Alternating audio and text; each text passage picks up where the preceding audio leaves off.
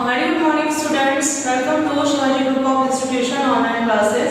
So students, in my previous lecture I have discussed you geography 8 chapter India geographical features for class 10. And now today I will continue with the same chapter. So today I want to discuss the northern plains. तो जैसे कि मैंने अपने previous lecture में बताया था कि it could be divided into 4 parts ना.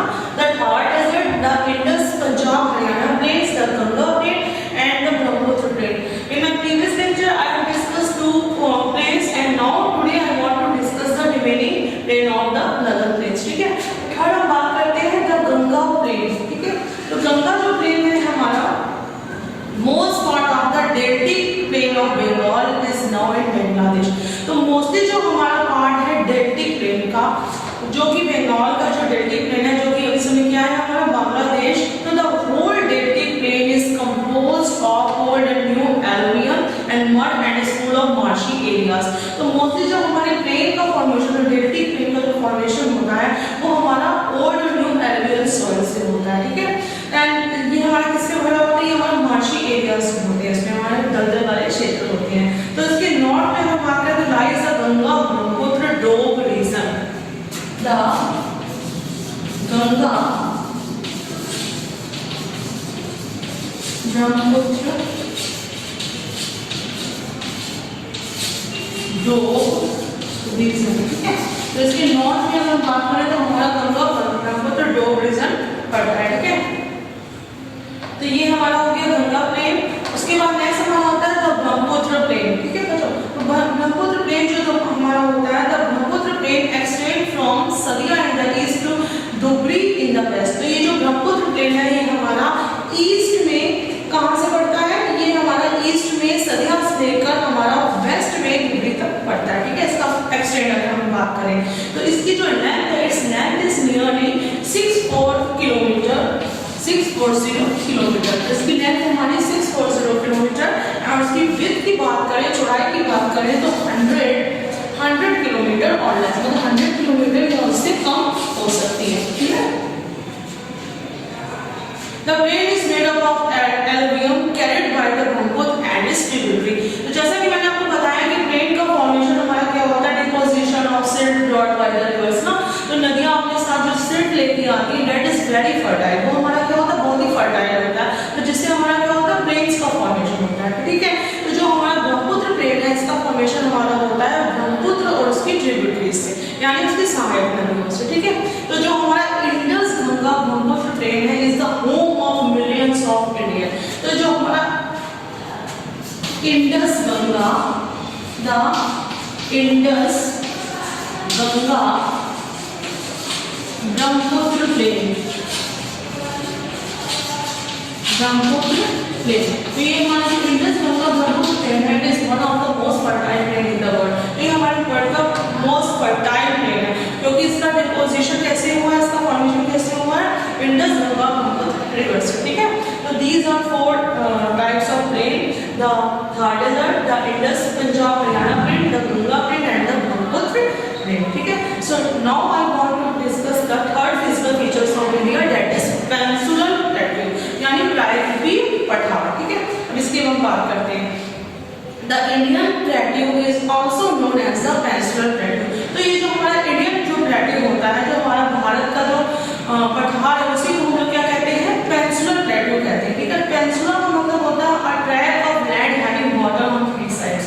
तो ये पेनिनसुला जो होती है हमारी लैंड का एक टुकड़ा होता है जो तीनों ओर से क्या होता है? वाटर से घिरा होता है. तो जैसे कि आप अपने इंडिया के मैप पे भी देख सकते हैं तो हमारा जो ऊपर का पार्ट होता है वो हमारा नदर्न पार्ट होता है और नीचे का जो हमारा पार्ट होता है वो हमारा सदर्न पार्ट होता है यानी पेनिनसुलर इंडिया होता है. तो पेनिनसुलर इंडिया में आप देख सकते हैं कि तीनों जगह से वो हमारा किससे घिरा हुआ? वाटर से घिरा हुआ. क्योंकि वेस्ट में हमारा अरेबियन सी और ईस्ट में हमारी बे ऑफ बंगाल और नीचे हमारा इंडियन ओशन होता है. तो that is surrounded by water bye 3 sides. So that is called peninsula.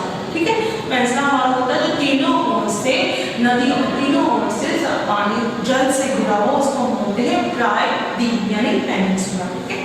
तो बात करते हैं कि it is part of the old land mass. ये हमारी ओल्ड लैंड मास का एक पार्ट है जिसको हम लोग कहते हैं गोंडवाना लैंड. क्या बोलते हैं? गोंडवाना लैंड. ठीक है। It is made up of igneous and metamorphic rocks. तो इसका फॉर्मेशन हमारा किससे होता है, इग्नियस और मेटामॉर्फिक रॉक्स के फॉर्मेशन से होता है।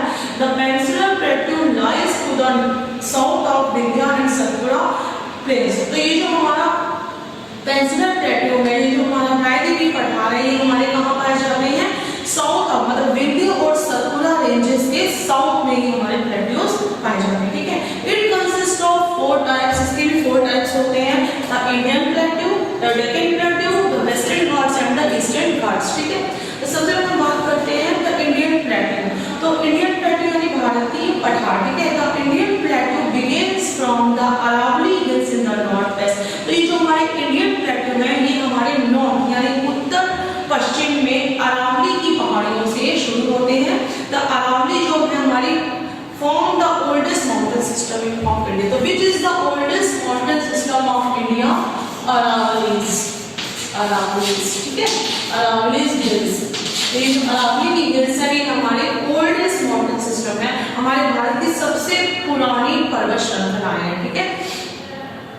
फर्दर साउथ, साउथ की ओर between the Aravallis and the Vindhya ranges. तो अब हम साउथ की ओर आते हैं, तो अरावली और विंध्य रेंज के बीच में हमारा पड़ता है मालवा प्लेटू। कौन सा प्लेटू पड़ता है, मालवा प्लेटू, ठीक है। तो अब सबसे पहले हमने बात की थी कि नॉर्थ में जो अरावली रेंजेस हैं वो हमारी क्या है, वो हमारी बहुत ही ओल्डेस्ट माउंटेन रेंजेस हैं। और फर्दर साउथ, साउथ की ओर अरावली रेंजेस और विंध्य रेंजेस के बीच में हमारा कौन सा प्लेटू पड़ता है, मालवा का प्लेटू पड़ता है। Then follow and most parallel ranges of the Vindhyas and Satpura. तो इसके बाद ये फॉलो करती है, पैरेलल रेंजेस को फॉलो करती है विंध्य और सतपुड़ा की। द विंध्यास एक्सटेंड, विंध्यास का एक्सटेंड जो हम एक्सटेंड की बात करें वो हमारा ईस्ट वेस्ट डायरेक्शन में होता है। और वो क्या फॉर्म करता है, वो फॉर्म करता है northern boundary of the Deccan, Deccan प्लेटू की नदर्न बाउंड्री को फॉर्म करता है। तो अब हम बात करते हैं कि नॉर्थ ईस्ट साइड में, भारत के नॉर्थ ईस्ट साइड में हमारा जो प्लेटू है वो हमारे प्लेटू है छोटा नागपुर प्लेटू, ठीक है। तो इंडिया के अगर नॉर्थ ईस्ट साइड की हम बात करें, तो नॉर्थ ईस्ट साइड में जो हमारा प्लेटू पड़ता है that is Chota, that is Chota Nagpur plateau, ठीक है। That is Chota Nagpur plateau, it is the home of many minerals, that is it form several hundred metres thick. तो ये जो हमारा होता है it is most valuable mineral deposition, ठीक है। इसमें बहुत ही ज्यादा मिनरल्स का डिपोजिशन होता है इस प्लेटू में। तो हमने इंडियन प्लेटू की बात की, तो इंडियन प्लेटू के सबसे नॉर्थ में हमारी क्या पड़ती है, अरावली से हिल्स पड़ती हैं।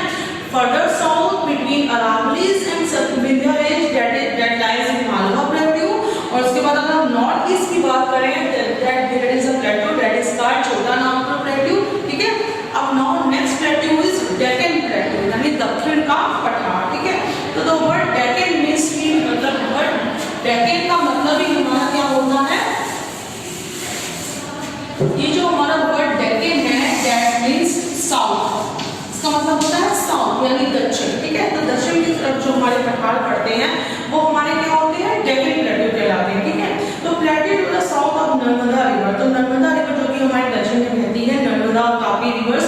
तो नर्मदा रिवर के साउथ में जो हमारा लार्जेस्ट प्लेटू है वो हमारा क्या कहलाता है, डेक्कन प्लेटू कहलाता है, ठीक है। तो it is the largest प्लेटू in India, okay, largest प्लेटू in India. It is the largest plateau in India.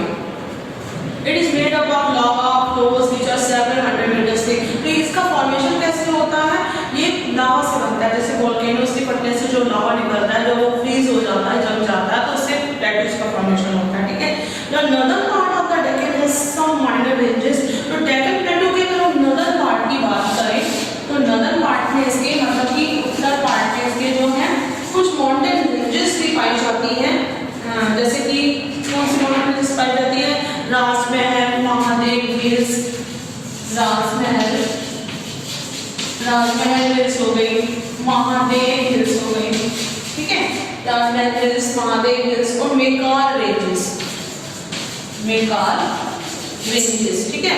Maikal ranges in Madhya Pradesh and Ajanta and Satmala hills in Maharashtra. तो इसमें कुछ माइनर रेंजेस भी पाई जाती हैं इसके नॉर्थ में। तो there are Rajmahal hills, Mahadev hills, Maikal hills and Ajanta and Satmala hills in Maharashtra. Okay, तो the Deccan plateau is triangular in shape. तो ये जो हमारा डेक्कन प्लेटू होता है ये हमारी शेप में क्या होता है, ट्रायंगुलर होता है, त्रिभुजाकार होता है, ठीक है।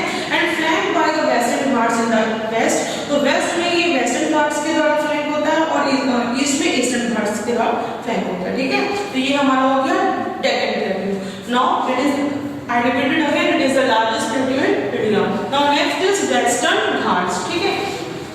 तो Western Ghats की अगर हम बात करें तो Western Ghats rise abruptly from coastal plains to an average height of 1200 meter to 2440 meter। तो Western Ghats की अगर बात करें तो Western Ghats हमारे कहाँ से निकलते हैं? Western Ghats हमारे होते हैं coastal plains से। तो इनकी एवरेज जो हाइट होती है 1200 से 1200 से इसकी हाइट होती है 2440 metre, 2440 metre, clear. The northern half of the Western Ghats are known as Syadri। तो जो इसका northern half होता है, Western Ghats का जो northern half होता है, मतलब उत्तर का जो आधा भाग होता है उसको हम लोग कहते हैं Syadri,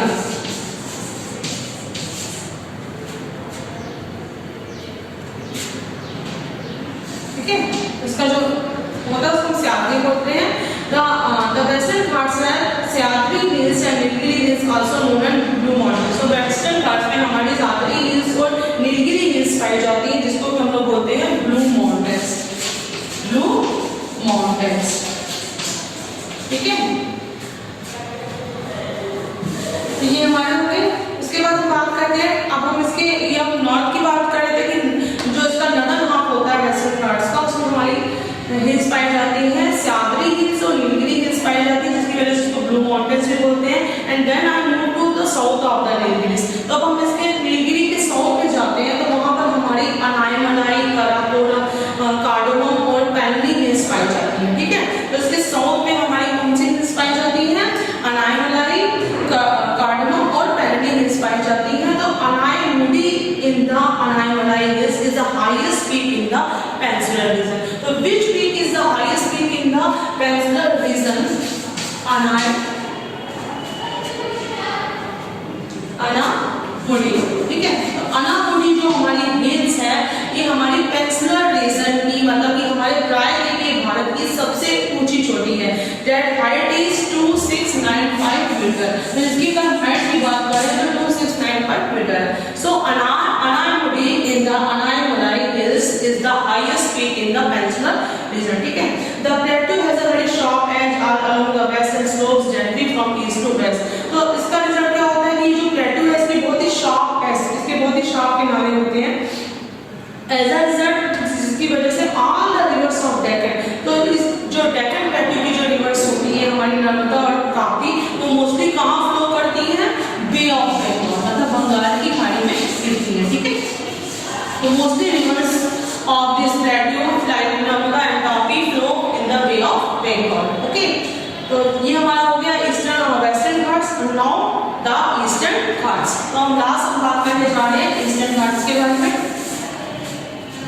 ईस्टर्न घाट्स का जो फैलाव की अगर हम बात करें from Mahanadi to Nilgiris in the south, तो इसका जो एक्सटेंट की अगर हम बात करें ईस्टर्न घाट्स के, तो ये हमारे महानदी से लेकर नीलगिरी मतलब साउथ में, और ये फॉर्म करते हैं eastern fringe of the dissected प्लेटू। It is wider than western coastal plain. तो ये हमारे वेस्टर्न कोस्टल प्लेन की कंपैरेटिवली क्या होते हैं? बहुत ही वाइड होते हैं, बहुत चौड़े होते हैं, ठीक है।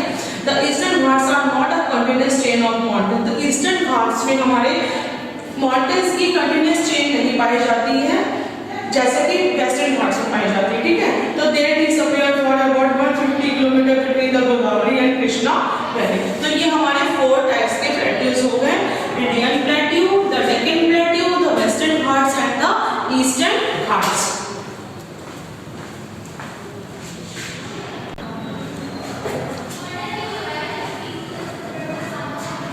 Now next physical feature is coastal regions, यानी तटीय क्षेत्र, ठीक है।